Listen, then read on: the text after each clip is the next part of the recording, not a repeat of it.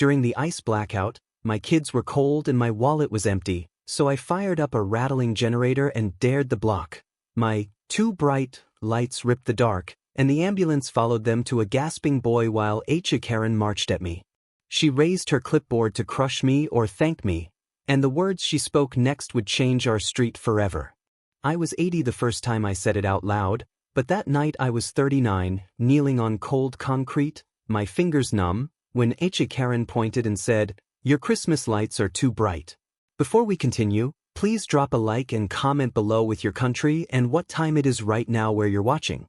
Whether it's sunrise in Australia, midnight in New York, afternoon in Canada, or evening in France, I want to know. Don't just sit back, tell me where in the world you are. Now, let's dive into the story. I laughed, because the street already glowed like a snow globe, and my string was the cheap kind from Salvage Sam's Hardware, smoky bulbs that hummed like tired bees, barely winning against the December wind sweeping down Wickham Lane. "Sir, remove them," she said, clipboard tight to her chest, red scarf like a warning flare. Behind her, other porch lights flicked on, faces appeared, and our quiet block turned into a courtroom without mercy. I looked over my shoulder at our little rental, 1429 Wickham Lane, Doveville, Ohio. The window's edge held a paper star my daughter, Lyndon, cut at school, its glitter catching the bulbs like frost catching moonlight. Inside, Isla heated Ken's soup, whispering to our son, Bram, about patience, about hope, about how new work would come after my layoff at Kenner Tools. The lights were for them, a small lighthouse standing on our cracked porch. Karen's voice clipped the air like scissors. "I'm writing a violation. Fines escalate daily. We enforce standards here." The word, standards, felt like ice thrown in my face, breaking into pieces that slid under my skin. I wanted to explain the layoff, the foreclosure signs still hidden in the trunk, the way Bram cried at bedtime. Instead I said, "They're just lights." My breath smoked out, thin as worry, and she didn't blink. A neighbor's window slammed. Someone whispered, "Turn them off." I watched Lyndon's star tilt, trembling in the draft, and I wondered if every bright thing must pay something just to be allowed to shine at all. Karen scribbled, tore the paper, and held it like a verdict. "Fix it by morning," she said. She turned away. Behind her, the bulbs fluttered, then went out as if they feared her too. Before Wickham Lane, we were basement people over on Chalk Ridge, living under the stomp of strangers, counting quarters like marbles. My sister, Marigold, said we'd drown unless we learned to float like stubborn corks. Marigold had a house in the better part of town, on Alderquay. She called it modest, which meant 2 fireplaces and a mailbox shaped like a loon. She liked telling me how to behave around rules. Isla and I were young then, before the medical bills and the job loss sanded our hope thin. Lyndon learned to read by sounding out soup labels, and Bram stacked empty boxes like crooked castles. Kenner Tools hired me the spring after the flood. I loved that metal smell, the rhythm of machines, the way a smooth bearing rolled in my palm like a promise. I believed hard work could rewrite everything. When we finally rented 1429 Wickham Lane, the mailbox had dents like constellations. The landlord, Mr. Huxley, was a dentist who painted on weekends. He said, "The HOA keeps things nice. You'll appreciate it." On move-in day, Karen stood at her stoop, hands folded, measuring us with her eyes like a tape measure. "Welcome," she said flat. Marigold whispered, "Be careful, she loves power more than pie." We paid deposits, bought thrifted curtains, and promised Lyndon penguin pajamas if we kept the heat low. I put the mailbox back straight, oiled the hinges, and mowed with a borrowed mower that coughed like an old dog. Then Kennard cut shifts. I held my lunch pail like a shield that suddenly didn't work. At home, I pretended it was fine. I wiped a tear from Bram's cheek using the back of my cold hand. By Thanksgiving, we had late notices like paper icicles. I told myself December would bring some miracle. Then I found the lights at Salvage Sam's, dusty and humming. I thought, if I can't fix our life, I'll light it. I strung the lights the way my father taught me, loop by loop, nails soft as kindness, careful around the eaves so the wood didn't splinter. Bram handed me hooks, proud, like a tiny foreman on break. Lyndon taped her paper star to the window and said, "Make it shine, Dad." Her breath fogged the glass into a cloudy cloud, and she drew a smiley face, because kids like the sky to smile back. Isla brought cocoa in chipped mugs. "Maybe this is enough," she said. Her eyes had that worn sparkle, like a coin that passed through too many hands yet somehow never lost its face. We plugged the lights into the outlet that Mr. Huxley swore was grounded. The bulbs came alive, not blinding, just steady, a little watery. Our porch looked warmer, like a place where stories don't freeze. Karen walked over as if called by sirens. Clipboard. Red scarf. Hair sprayed into a helmet that could survive small storms. "Those are non-compliant lumens," she said, like a sheriff saying contraband. I blinked. Non-compliant what? Her words felt fancy and sharp, like glass fruit on a table you can't eat. Marigold's warnings rattled in my head like coins in a nearly empty jar. Karen read from a rule sheet. Color temperature, wattage per linear foot, visible spectrum intrusion. She looked proud. "You must remove them or face a fine." Behind her, someone's inflatable reindeer sagged like a guilty witness. I wanted to laugh, to cry, to ask if Joy had a permit. Instead I said, "Tomorrow please. Let my kids have tonight." She stared at Lyndon's star, then at me, like deciding if kindness was taxable. She tore the slip. "Tomorrow," she said, but her voice meant now. I watched her leave, the paper fluttering in my hand, and wondered why some people measure light like it owes them rent every single night. When the bulbs flickered, Bram squeezed my wrist. "Dad, will they take our lights?" I said, "Not tonight." But the question hung there, bright as a dare, and I knew morning would demand an answer. I called Marigold because she always had opinions polished like shoes. She said, "Rules are rules, Harlan. You can't fight an HOA. Ask permission, bring a pie, and smile like it's your favorite exercise." I said, "It's December, Marigold. The kids need a win." She sighed the way people do when they think they're smarter than your heart. Need is different from want. Don't become neighborhood gossip, or you'll regret it. We shared a history of December arguments. Our mother loved lights that looked like a carnival, even during hard years with cheese sandwiches and overdue envelopes. Marigold hated the chaos. I loved the warmth that didn't cost extra words. "I can talk to Karen," Marigold said, like offering a parachute packed with bricks. She respects structure. I imagined Karen and Marigold sipping tea, agreeing the world would be cleaner if feelings had mop handles. Isla touched my shoulder.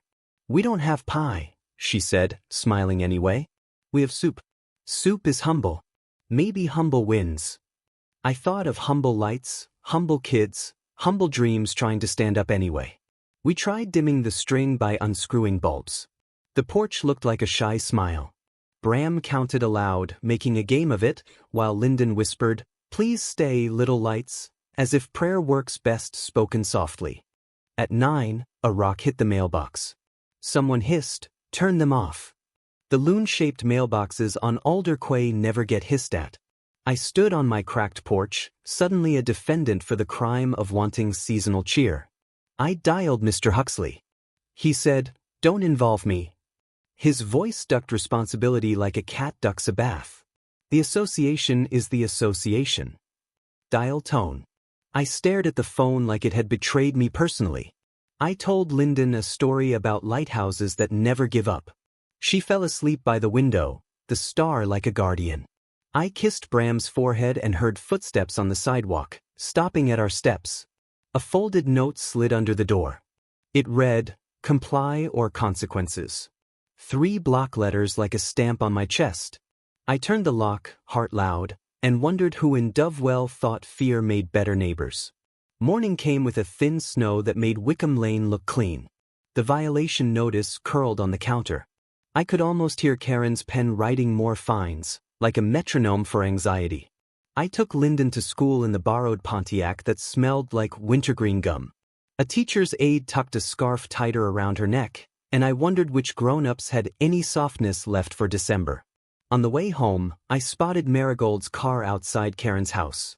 2 figures through lace curtains, moving like chess pieces. I parked around the corner, heart thumping, then walked with pretend purpose, mail key jangling like courage. Karen's door opened. Marigold stepped out, cheeks flushed. "We agreed on a plan," she said. "Downsize your display, write an apology, and offer to start a winter committee. You'll show respect and earn trust." I stared. "You decided without me?" Her mouth pinched. "You made trouble without me." It was an old dance. When we were kids, I lit sparklers. She looked for the fire extinguisher. Together we made a safe glow. Karen stood behind her, expression neat. "Rules create harmony," she said. "Harmony keeps property values." My cheeks burned. Lights, fines, values, measured like lumber, not feelings. "People live here," I said. "Not just appraisals." Marigold frowned. "Don't be dramatic." I wanted to say drama lives where kindness runs dry. Instead, I nodded, like swallowing a stone. "Fine. I'll write the apology." My pride tasted like pennies left in rain. Back home, Isla listened and kissed my knuckles. "Sometimes we bend," she said. "But not until we've tried all the shapes." She pulled out a stack of envelopes. Late notices had babies overnight and named them Worry. I wrote, "Dear Association, I'm sorry for any disruption. My lights were meant as hope." It felt like apologizing for singing to a crying child. I folded the letter and slid it under Karen's door politely. Night fell early as it does when you're ashamed. I unscrewed more bulbs until the porch looked like a memory. Lyndon pressed her face to the glass and whispered, "It's still pretty, Dad," and my chest hurt. A siren wailed far off. Snow kept falling. On our stoop, more footsteps. Another note appeared, with smaller handwriting. "Keep them on. Some of us need it." I looked into the dark, but nobody waited there. The next afternoon, I caught Mrs. Devine from 1431 limping home with groceries. "Did you leave the note?" I asked softly. She shook her head, eyes wet. "My Harold hates Christmas. The lights help me breathe." Behind her, Edson Ortiz from 1425 wiped salt off his Chevy. He said, "Karen is loud, but she's not the whole street." His words felt like a wool blanket, scratchy but warm enough to keep. After dinner, I knocked on doors. Some smiled, some shrugged, some closed their curtains like they were defense lawyers. At 1433, a boy named Jasper whispered, "My mom works nights. Your lights make it feel like morning." Isla drew a plan on a napkin, a calendar of small kindnesses. "We rotate cocoa, shovel stoops, share blankets," she said. "If we cannot outlaw, we will outlove." I kissed her forehead, grateful for her brave softness. Marigold called. "Do not stir up a mob," she said. "You'll look like Scrooge pretending to be Santa to avoid taxes." I said, "Maybe rules can't measure what people need." She hung up, and that hurt. We threaded a second, softer string along the rail, warm white like candlelight. Lyndon said, "It looks like cookies smell." Bram pretended to be a crossing guard, directing light like it was traffic that listened. Karen stood across the street, arms crossed, measuring lumens with her eyebrows. I waved. She didn't wave back. The snow turned to tiny knives of sleet, and our cheap bulbs sang that low electrical hum again. At midnight, a thump shook the porch. I opened the door to find our extension cord slashed clean through. The cut ends curled like question marks. I looked up and saw shadows running behind parked cars quickly. I walked the block, breath burning. Footprints crossed and tangled. Someone laughed from a porch and then went inside. I gathered the cut end like a wounded ribbon and promised the dark, "We are not done." Back inside, I told Isla, "They want us to quit." She said, "Then we must learn to keep going." I pressed the wires together in my hands, as if the warmth could make a broken thing work. The ice storm hit on the 23rd, a slanting sheet that turned Wickham Lane into glass. Power lines sagged like tired jump ropes. The sky glowed bruise purple, and even Karen stayed inside quietly. At 7, the neighborhood went dark. Streetlights blinked out, furnaces stuttered, and silence fell like a heavy blanket. I ran to the garage, grabbed my old work flashlight, and felt the familiar weight anchor my shaking. Mrs. Devine yelled for help. Harold had slipped. Edson and I slid across the sidewalk like clumsy penguins and pulled him up, his breath puffing, his pride broken but bones spared. "Your lights," Mrs. Devine whispered. "I wish." I remembered the portable generator I bargained off Salvage Sam last summer, loud as a tractor, stubborn as a mule. I hauled it out, tugged the cord, cussed, tugged again. It coughed, then caught, roaring like hope. Isla fetched extra blankets. Lyndon grabbed Bram's hand. I ran a heavy-duty cord to the porch and to the living room. 2 lamps, the space heater, and yes, the Christmas lights, warm as a small campfire. Neighbors drifted toward our stoop, faces blue at the edges, drawn to warmth like ships to a beacon. Jasper waved his mother over. "The orange light helps," he said, and I swallowed a lump the size of December. Karen appeared, hat pulled low, clipboard forgotten. "You can't run a generator," she started, then looked at the shivering group. The rules in her mouth tried to stand, then sat down. She bit her lip. From the corner, sirens screamed. A paramedic truck crawled down Wickham Lane, tires skating. "We can't see house numbers," a voice shouted. Our orange bulbs glowed like breadcrumbs. The paramedics followed the glow straight to 1441 efficiently. A teenager on the porch there clutched his chest, white with fear. The medic said, "Asthma." They found them faster because of our lights. Karen watched, silent, as the crew lifted the boy and drove away quickly. She looked at me. Something washed across her face, like a thaw beginning. "Leave them on," she whispered. The storm hissed against our eaves, and the generator thumped like a drum calling neighbors to stand closer. Morning scraped its way in with weak light. The power returned in snap-by-snap patches. Our bulbs still glowed, softened by frost. Karen came over carrying a tin of cookies, like a peace flag trembling slightly. "I shouldn't have, last week," she said. The words seemed heavy. I tucked my hands into my sleeves and waited. People gathered, pretending not to listen, but hope has big ears and likes good gossip. "My father," she started, then stopped. "He worked nights. Our house was dark when he left, dark when he came home. At Christmas, he slept days. Lights woke him. He'd yell." Her eyes softened, then steeled. "I learned to control what I could," she said. "Clocks, curtains, neighbors' hedges, light bulbs. It felt safer if everything obeyed." She laughed, small and brittle. "Sometimes order looks like kindness from far away, I know." I thought of Marigold, of Alderquay, of Loon mailboxes that never get rocked. I asked, "Do you ever miss the messy parts?" Karen looked at the bulbs, at Lyndon's paper star, and nodded honestly. Marigold appeared behind the crowd, coat perfect.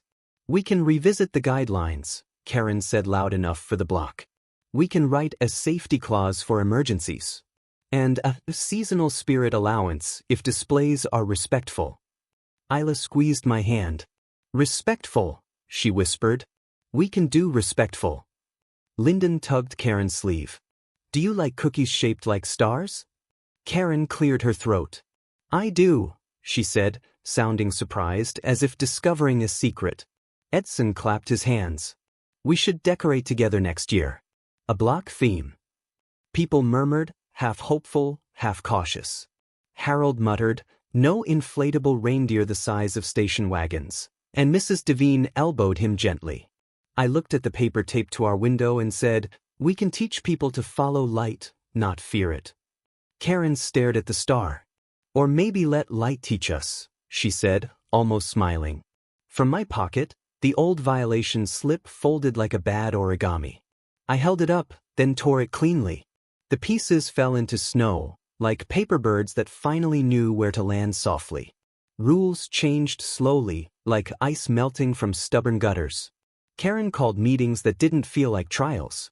People spoke. Marigold sat in the front row, pen clicking, learning how to bend without snapping dramatically. Mr. Huxley fixed the outlet, properly this time, after hearing about the ambulance. He waived one late fee, which felt like a kite tugging at a string. Not flight yet, but direction. I thanked him sincerely. Kennard called after New Year. "Part-time hours."